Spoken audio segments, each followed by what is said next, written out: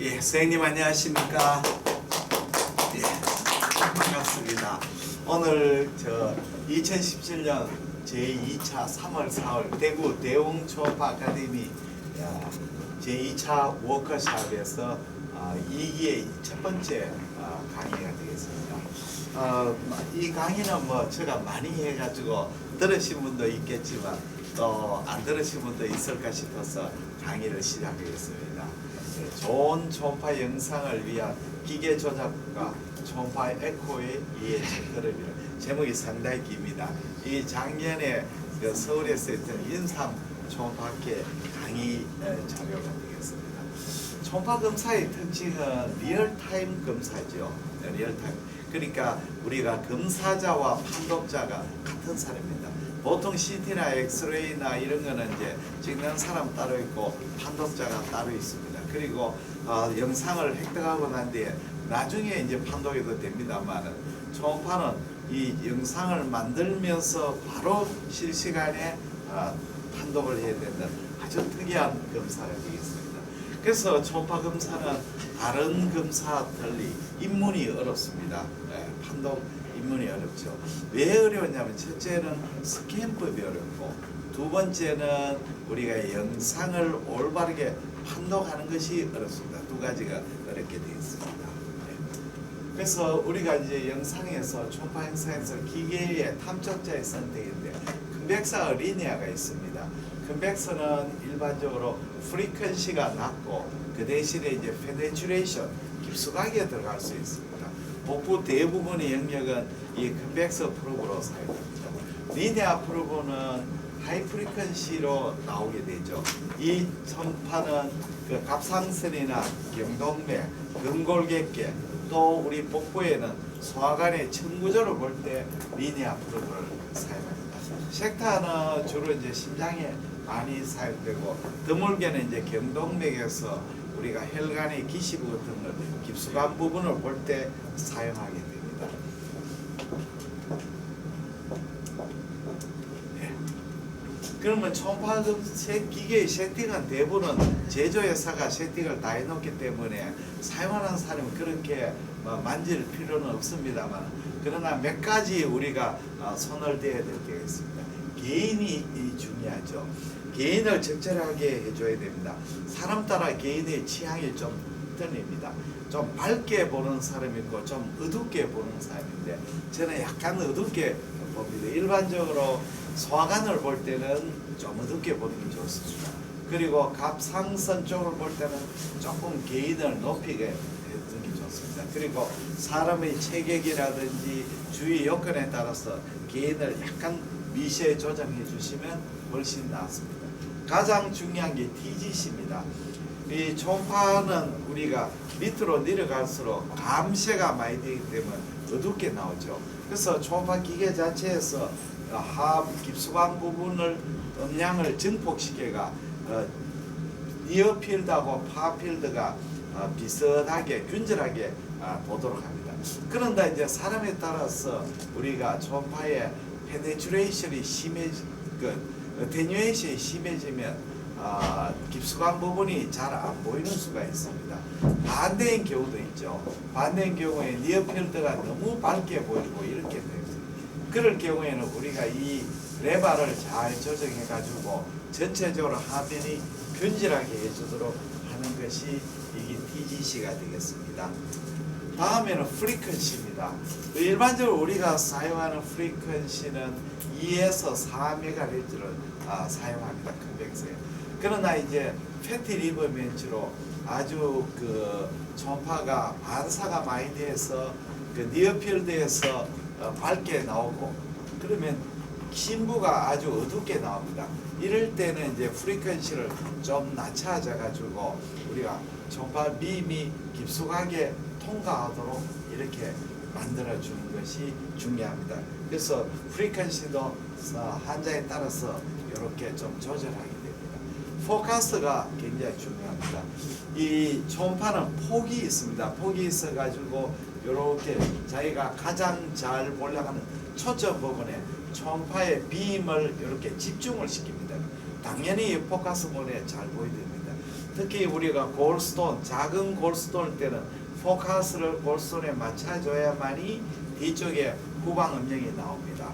그래서 포커스 조절을 잘 하는데 최근에 기계 중에서 포커스가 멀티 포커스가 있는 기계가 있습니다. 멀티 포커스를 사용하면 화면이 조금 해상도는 좋아지지만 문제점은 이제 우리가 모틸리티가 있는 장기, 소관처럼 이런 데는 멀티 포커스를 써버리면 프레임 레이트가 떨어지죠.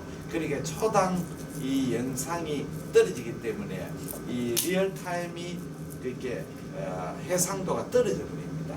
그래서 멀티 포커스는 최근에 많이 사용하지 않습니다만은 그 전지 화상에서는 괜찮습니다만 움직이는 화상에서는 멀티 포커스를 안 쓰는 것이 좋습니다.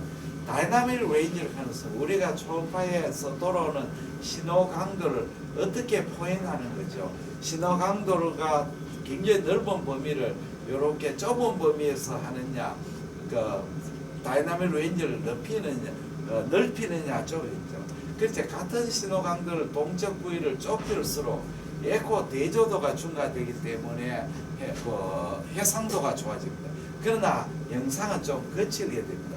반대로 우리가 다이나믹 레인지, 우리가 볼락하는 범위를 넓게 해버리면 약한 신호부터 강한 신호까지 넓은 범위를 포착할 수 있지만 이 하상이 부드러워지고 리시한 에코 차이를 디텍션 하지 못한다는 결점이 있습니다. 그 다음에 하모니 이미지입니다. 과거에 제가 썼던 기계들은 전부 다 펀더멘탈 이미지였습니다. 펀더멘탈 이미지, 하모니 이미지는 초음파 빔이 물체에 부딪혀가 나올 때 첫 번째 오는 이미지가 펀더멘탈 이미지입니다. 이 펀더멘탈 이미지는 그 반사되는 물체에서 나오는 이미지하고 주위에 있는 이미지가 섞여가 나오죠. 섞여 나옵니다. 두 번째 오는 이미지가 세컨드 하모니 이미지입니다. 이 하모니 이미지가 펀더멘탈 이미지보다는 훨씬 순수하고 이 해상도가 좋습니다. 아티팩트도 좋습니다. 그러나 이제 하모니 이미지는 결점이 들어오는 그게 약하죠. 들어오는 음향의 강도가 약하기 때문에 이것이 이제 그게 약하게 나오죠. 그래서 최근에는 기계 회사마다 옛날에는 펀더멘털 이미지를 보고 필요할 때는 하모니 이미지를 눌러서 봤는데 최근에는 이제 하모니 이미지를 메인으로 하고 거기에 펀더멘털 이미지를 적당한 비율로 섞어가지고 해상도와 그 침투력, 페네트레이션을 다 좋게 하도록 그렇게 기계 회사에서 만들고 있습니다. 초음파는 무엇이냐 이게 굉장히 중요합니다. 우리가 들을 수 있는 초음파는 2만에서 2만 헤르츠인데 이보다 높은 것이 초음파됩니다. 자연계의 초음파 쓰는 물질은 박쥐하고 돌고래인데 두 동물이 쓰는 초음파의 빔이 프리퀀시가 차이가 납니다. 박쥐는 근거리에 사용하기 때문에 프리퀀시가 높고 돌고래는 상당히 멀리 가기 때문에 프리퀀시가 낮습니다. 그러나 우리가 의료용에 사는 초음파는 엄청 높습니다. 의학에 사용되는 3에서 15MHz인데 1MHz가 100만회니까 3MHz는 300만Hz죠. 엄청나게 높은 프리퀀시를 사용합니다. 이 정도의 주파수는 공기를 통과하지 못합니다. 그래서 우리가 초음파 검사할 때 그 젤을 사용하는 것은 이 초음파가 공기를 잘 못 통과하니까 이 젤을 통한 거하고 그 다음에 검사 시에 프로브와 그 피부 표면에 이렇게 접촉을 좋게 하기 위해서 사용합니다. 이것이 가장 중요합니다. 우리가 초음파가 물질을 통과할 때 첫째는 물질을 쭉 이제 페네트레이션 통과해버리가 전혀 돌아오지 않으면 이거는 영상에서 끊게 나옵니다. 두 번째는 강한 반사체를 만날 때는 대부분 돌아와 버리죠. 이렇게 되면 초음파에서 강에코, 스트롱 에코를 만들죠. 그 다음에는 초음파가 산란을 일으킵니다. 물질을 부딪히면 산란을 일으키는데 산란된 파는 일부가 탐촉적으로 가고 일부는 흡수가 되고 일부는 또 밑쪽으로 빠지게 됩니다. 그래서 산란된 초음파가 부딪혀가 돌아오게 되면 에코가 고에코로 보이게 됩니다. 그 다음에 초음파 빔이 물질을 통과하면서 굴절을 일으키기도 합니다. 이런 것 여러 가지 다양한 그 물리학적 형태 때문에 메커니즘으로 초음파 영상을 만들게 되겠습니다. 그러면 초음파 에코는 무에코, 고에코, 그 다음에 아이소에코, 저에코 이렇게 나누지요. 그래서 특히 섀도우를 동반한 에코를 갖다가 우리가 따로 해서 강에코로, 스트롱 에코로도 이야기합니다. 무에코라는 것은 초음파 빔이 가서 물 같은 걸 통과할 때는 이 감쇄를 일으키지 않고 그냥 통과해버리죠. 그러니까 돌아오질 않아죠. 그리 초음파 영상에서 은게 보이는 겁니다. 물질이 딱딱하고 소프트한 거하고는 에코에 전혀 관계 없습니다. 반사가 많이 되면 고에코가 되고 반사 없이 그냥 다 통과해보면 무에코가 됩니다. 그래서 간낭종에는 이렇게 무에코가 뒤에 있고 뒤에 후방 음량 증강이 있습니다. 이거는 초음파 빔이 이 물을 통과하면서 감쇄를 일으키지 않고 통과해버리죠. 그러면 주위의 조직은 이렇게 초음파 빔이 통과하면서 흡수를 일으키죠. 그래서 에코가 밑으로 갈수록 떨어지게 됩니다. 초음파 기계는 균질하게 보이기 위해서 하부로 갈수록 초음파 빔의 증폭을 시킵니다. 그래서 이 시스터를 통과한 뒤쪽은 감쇄가 적게 되고 증폭을 받아보기 때문에 고에코로 나옵니다. 초음파 빔이 물을 통과하면서 에코가 높아진 것이 아닙니다. 그 다음에 중요한 것은 우리가 이 시스터는 헤파틱 시스터의 앱세리올 라인이 되기 때문에 경계가 스무스하죠.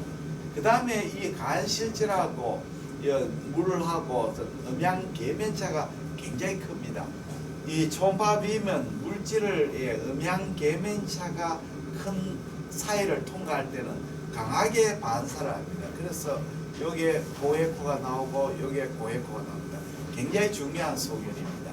다음으로 중요한 소견은 이 초음파가 음속이 높은 데서 낮은 데로 갈 때는 안으로 굴절하고 반대로 음속이 높은 데서 낮은 데로 갈 때는 바깥으로 굴절하게 됩니다. 경계면에서. 그래서 초음파는 이게 선이 아니고 폭이 있는 면이죠. 그래서 우리가 쉽게 말하자면 물살이 빠른 데서 물살이 느린 데로 가면 보드가 안쪽으로 되고 반대로 물살이 느린 데서 빠른 데로 가면 보드가 바깥쪽으로 굴절하게 되죠.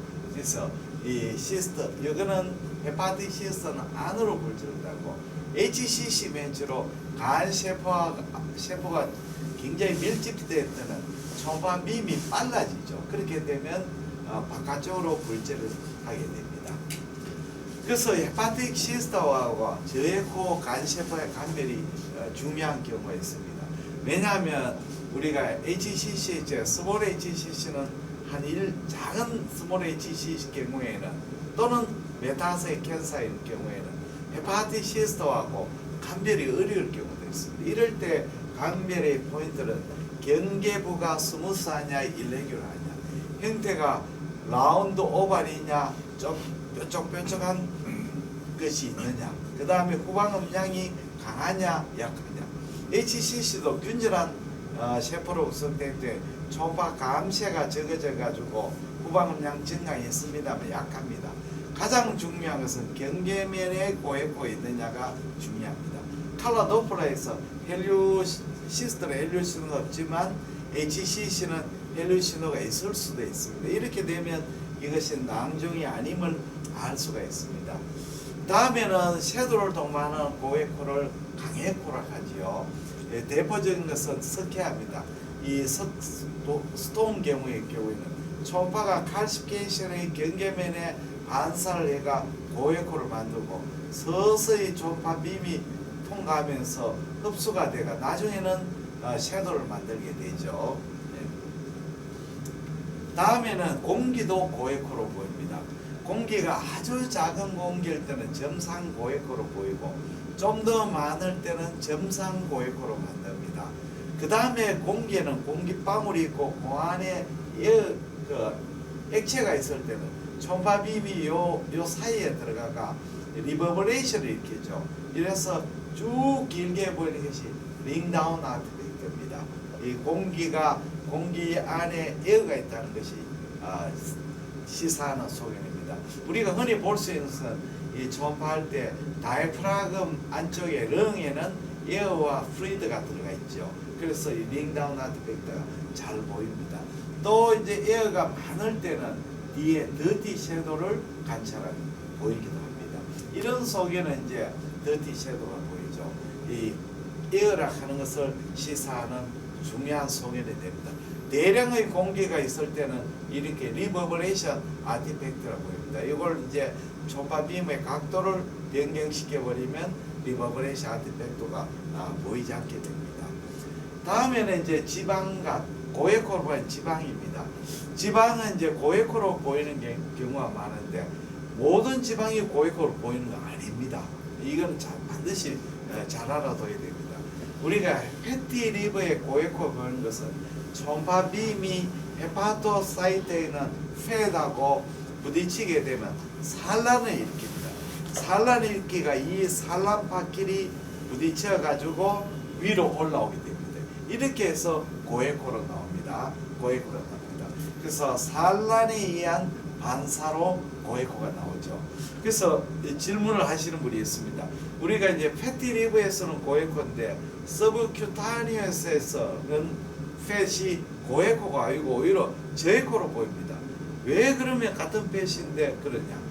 이 팻에 의해서 반사대가 고에코가 되려면 이게 균질한 팻만 있어서는 고에코는 나오지 않습니다. 왜냐하면 팻과 팻의 산란이 팻 아닌 다른 이종 물질이 있어줘야만이 이것이 부딪혀가 위로 올라오게 됩니다. 그러니까 균질한 팻 조직은 고에코로 보이지 않습니다. 이 헤테로지는 팻과 다른 물질이 같이 섞여줘야만이 됩니다. 또 중요한 소견은 이 팻하고 팻의 간격이 좁아야 됩니다. 너무 많이 멀어지면 또 안 됩니다. 왜냐하면 초음파에 파장이 생기는 산란파가 서로 부딪혀 줄 수 있는 거리가 됩니다. 다음에는 우리가 이제 사이누스 리포마토시스케가 우리 신우주위에 키드니의 신우주위에 팻이 어큐뮬레이션 되는 질환이 있습니다. 고령의 그 사람들한테 보입니다. 이런 신우주위에 중심에코 복합체는 원래 여기에는 다양한 조직이 있기 때문에 반사가 많이 되가 보일 겁니다. 그러나 신우주위에 팻이 인필트레이션 되면 오히려 에코가 떨어집니다. 왜 그러냐면 팻의 에코는 중심 에코 복합체에 비해서 상대적으로 낮습니다. 초음파 영상의 에코는 절대치가 아니고 상대치입니다. 뭐 쉬운 이 예가 잘 될지는 모르겠습니다만 육상의 꽃이 400m 계주죠. 세계에서 제일 잘하는 400m 계주는 미국 대표팀이죠. 미국 대표팀 계주 선수 4명 중에 1명을 대한민국 400m 계주 선수를 만약에 집어넣으면 어떤 일이 생기겠습니까? 그 400m 팀은 올림픽 우승은커녕 예선도 떨어져 버립니다. 왜냐하면 세 사람이 워낙 잘 달리지만 한국 대표가 못 달리니까 당장 꼴찌가 되어버리죠. 이 말은 팻은 고에코로 나오지만 상대적이죠. 중심에코 복합체가 워낙 고에코이기 때문에 상대적으로 저에코가 되어버립니다. 담낭 결석 콜레스테롤이 고에코로 보이죠.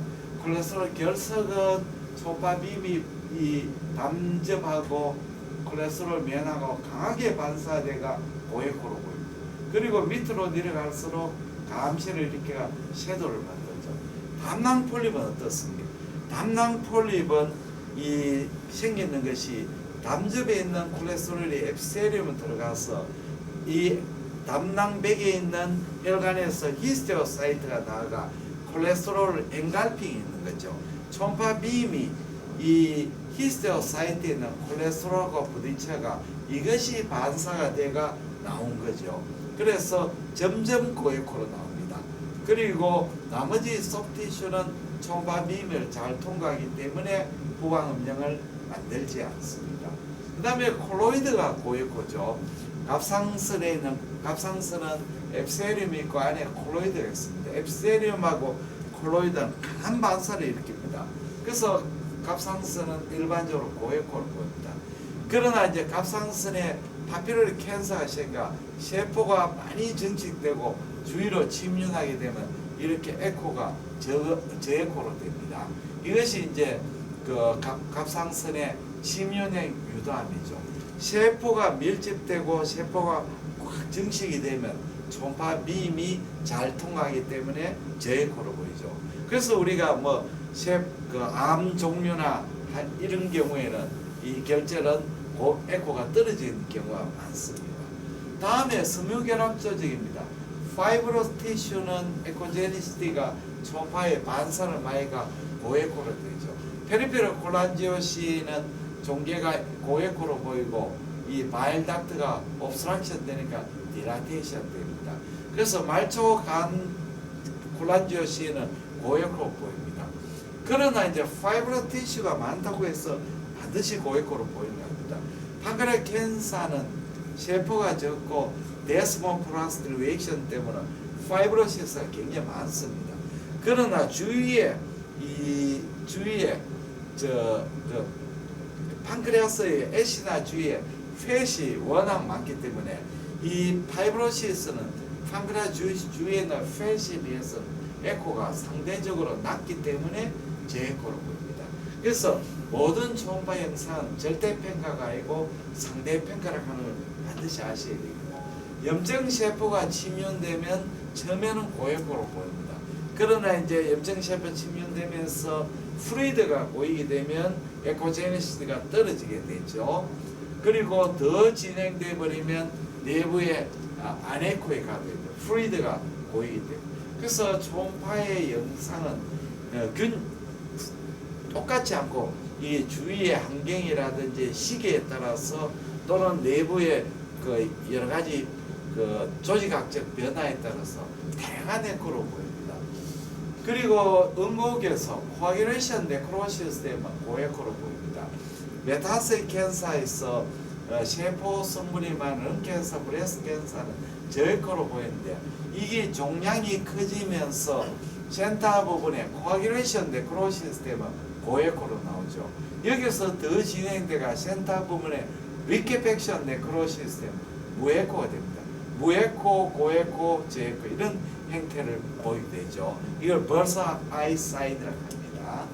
그 다음에 우리가 종괴가 고에코 물질을 가져도 고에코지만 종괴에 고에코 물질이 없더라도 내부가 헤테로지너스한 구조를 가질 때는 음양 반사에 의해서 고에코 됩니다. 스몰 헤망지오마는 고에코로 보이죠. 왜 고에코로 보이냐면 조직학적으로 안에 혈관 내강이 있고 엔도세리움이 있고 주위에 연부 결합 조직이 있죠. 초음파빔이 해망점을 통하면서 요 무수한 반사를 일으킵니다. 그래서 고에코로 보이죠. 그런데 해망지오마가 커지거나 디제네이션 되면 혈관 내강이 크지만 에코제니시스가 떨어지죠. 그러나 이제 페리페리에는 마이크로바스큘러 스트럭처를 유지하기 때문에 변연에는 고에코를 보입니다. 이걸 마지널 스트롱 에코라고 하죠. 해망지오마를 시사하는 중요한 소개줄을 합니다. 그런데 해망지오마 고에코지만 주위 간 실질이 고에코가 되면 펫디리버나 고에코 때문에 해망지오마는 상대적으로 저에코가 되어버립니다. 그렇게 해망지오마가 조직학적으로 변화했어도 에코제니시스가 변하지만 주위의 상황에 따라서 에코제니시스가 변한다 하는 걸 꼭 기억해야 됩니다. 이렇게 고에코 혈관 쪽이 보이지만 경우에 따라서는 내부가 변성을 일으키면 연연에만 고에코 보이고 때로는 헤테로지너스한 믹스드 에코 패턴의 해망지오마도 보입니다. 간세포함이 이제 스몰 HCC 일반적으로 저에코 종괴는 세포학적으로 지방 같은 고에코 물질이었고 균질한 세포가 정식되어 있고 구조적으로 음양계면을 만들지 않고 이런 것고 그리고 하이포바스큘러 혈류가 적은 이런 종괴가 저에코로 만듭니다. 그래서 정상 간 조직에 비해서 스몰 HCC는 세포의 밀도가 4배에서 6배나 높습니다. 그래서 초음파 빔이 잘 통과가 되죠. 통과해서 저에코로 보이고 약한 후방 음영을 보입니다. 그러나 스몰 HCC도 안에 이렇게 팩트 인필트레이션 되면 특히 이제 그 웰디프렌시 HCC, 사이노소이드가 딜라테이션 되거나 이 슈도 그랜줄라 포메이션을 일으키면 이 스몰 HCC도 고에코로 보입니다. 그 다음에 급성명증을 일으킬 때는 백의 에코가 증가, 떨어지죠. 프리드가 고이면 에코제니스가 떨어집니다. 우리가 정상 소화감증은 파이브레이어로 보이는데 여기에 보시면 앱세리움, 서브 앱세리얼 에리어, 무스큘라리스 무코사가 되고 그 밑에 서브 무코사인데 여기는 혈관, 신경, 리포관, 글랜드가 있는 아주 헤테로지너스한 조직입니다. 그 다음에 머스큘라리스 프루푸리아 있고 서브 시로사 이렇게 돼 있습니다. 초음파빔의 내관과 앱세리움하고 경계면에 고에코가 되고 머스큘라리스 무코사는 저에코로 만들고 서브 무코사는 초음파빔의 반사가 많이 돼가지고 고에코가 있고 머슬층은 초음파빔이 잘 통과해가 저에코로 보입니다. 그리고 서브 시로사는 파이브러스 티슈하고 또 시로사하고 바깥층하고의 경계면 에코로 고에코, 파이브 레이어로 만듭니다. 그래서 AGML 경우에는 무코사하고 서무코사가 두꺼워지면서 에코가 떨어지죠. 프리드가 보이니까요. 그러나 이제 캔서인 경우는 이 종양세포가 안으로 침입해가 되어버리면 청구조가 없어지죠. 그래서 이거는 AGML은 두꺼워지다가 청구조가 유지되지만 어드밴스 게스트릭 캔서는 에코제니시티가 높아지고 그 다음에 청구조가 파괴되는 거죠. 내강도 쪼그라들게 됩니다. 모틸리티도 감소됩니다. 초음파에서 가장 문제가 되는 건 아이소에코 결절입니다. 초음파는 에코의 대조도로 병변을 진단하는 거죠. 주의하고 에코가 똑같은 거면 진단하기 어렵습니다. 그러나 이제 아이소에코 결절을 찾아내는 포인트는 병변이 이렇게 이제 돌출되거나 또는 병변의 신계가 혈관이나 문맥, 혈관이나 닥터 같은 걸 디스플레이스먼트 하거나 또는 아이소에코 결절이지만 센터 부분에 혈류가 보일 때 여기 FNH인데 포칼 노즐 하이퍼플라시의 센터 부분에 아트리가 있죠. 이 아트리가 보입니다. 또는 이제 여기에 보시면 종계는 아이소에코이지만 주위에 헬로가 있습니다. 이럴 때는 우리가 종계임을 인식할 수가 있습니다. 그래서 우리가 이제 HCC에서 결절이 2cm 이하를 갖다가 스몰 HCC라고 합니다. 그래서 HCC 할 때는 디스플라스틱 노즐은 팩트 인필트레이션 때문에 고에코인 결절이 많습니다. 여기에 HCC가 생기면 센터 부분은 저에코되고 변형부는 고에코가 됩니다. 이렇게 되면 HCC하고 해망점하고 구별하기 어려운 경우가 많습니다. 반드시 CT를 찍어봐야 됩니다. 그리고 스몰 HCC는 사이즈의 개념인데 어리 HCC하고 프로그레스 HCC를 분류를 해가 경계가 불분명하면 어리 HCC, 경계가 명료한 것은 프로그레스 HCC. 프로그레스 HCC는 크기는 작지만 이제 분화도가 좀 안 좋은 종양이 됩니다. 다음에는 내부가 이제 헤테로지너스한 경우. HCC가 커지면 셉툼을 가지고 모사이크 패턴을 보이죠. 에코제니스가 다른 결절들이 내부 물로 되어 있습니다. 이거는 HCC를 시사하는 아주 중요한 소견이 됩니다. 그 다음에 멀사이사인 아까 설명했습니다만 내부가 코게레션 네크로시스 있거나 이 리케펙션 네크로시스 이런 거 있으면 이 종계가 아이소이코 결절이라도 종계임을 알 수가 있는 거죠. 그래서 HCC에 하알로가 생겨서 슬로우 그로잉, 래피드 그로잉하면 옐로가 생기지 않습니다. 메타세이 캔서의 벌사이사인 것은 종양이 래피드 그로잉 하는 거죠. 이거는 예후가 나쁜 종양을 시사합니다. 그래서 이렇게 변연의 헬로가 있고 요거는 모사이크 패턴이죠. 요거는 센타몰 코아귤레이션, 요거는 리케펙션 네크로시스, 요는 타겟 사인, 월 사인 보입니다. 제가 이제 초음파 저변의 그 전파 강 정리라든지 또는 여러 군데서 학교에서 강의했는 거라든지 김일봉 초음파 교실을 여기 유튜브에 올려 들어갔습니다. 유튜브에 들어가셔가지고 김일봉으로 들어가시면 강의 자료를 무료로 볼 수가 있습니다. 강의 자료가 굉장히 많이 돼 1,000개 넘습니다. 넘고 지금 그 회원이 클릭 수가 12만이 넘습니다. 그리고 하루에 한 400 정도 3,400 클릭 수가 들어오고 있습니다. 회원이 한 900명 정도 되거든요. 그래서 뭐 하루에 한 2개 내지 평균 2개는 올라가고 있습니다. 그래서 선생님들 이 스마트폰으로 이렇게 한자 없을 때 컴퓨터로서 이런 모니터로서 자꾸 들으시면 좋습니다. 그리고 여기에 있는 저 사진 있는 데 클릭하시면 최신 동영상이 나오게 됩니다. 많은 시청을 바랍니다.